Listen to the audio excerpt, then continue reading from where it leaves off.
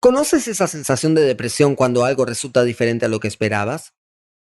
Algo así habrán sentido los cristianos gentiles en Gálatas, cuando algunas personas se presentaron diciendo que si querían formar parte de la iglesia, debían apegarse a la ley judía.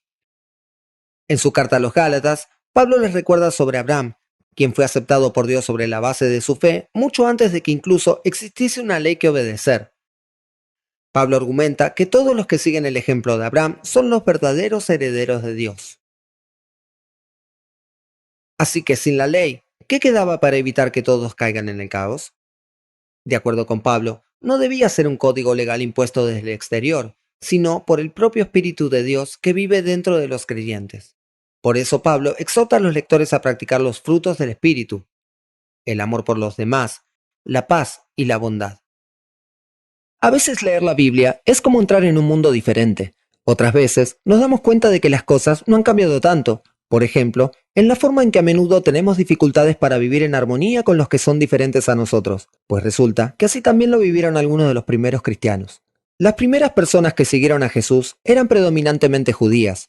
Luego, a medida que se propagaron las noticias acerca de Jesús, cada vez más no judíos, también conocidos como gentiles, siguieron su camino. Esto llevó a uno de los primeros grandes dilemas de la Iglesia.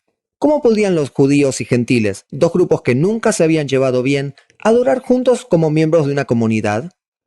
¿Se debía obligar a los gentiles a practicar el judaísmo con el fin de ingresar a la comunidad?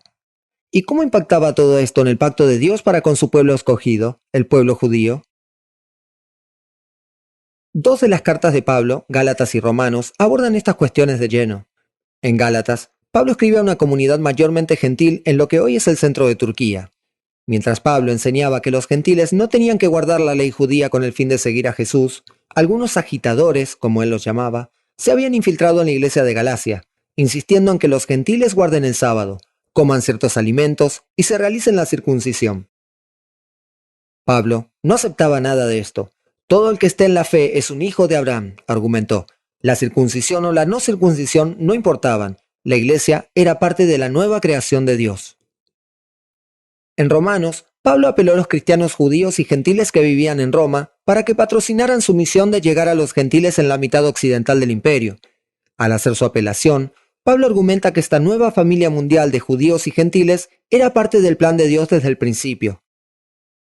Pablo también planteó la espinosa cuestión de lo que esto significaba para el pacto de Dios con los judíos, especialmente teniendo en cuenta que muchos habían optado por no aceptar a Jesús como su Mesías, y compartió consejos prácticos sobre lo que significa vivir juntos como una nueva humanidad. Detrás de la prosa por momentos de mal genio de Pablo en Gálatas y su elevada retórica en Romanos, hay una idea bastante simple. Las buenas nuevas acerca de Jesús son para todos. En la nueva creación que Pablo describe en Gálatas y Romanos, las viejas barreras y las divisiones se vuelven obsoletas.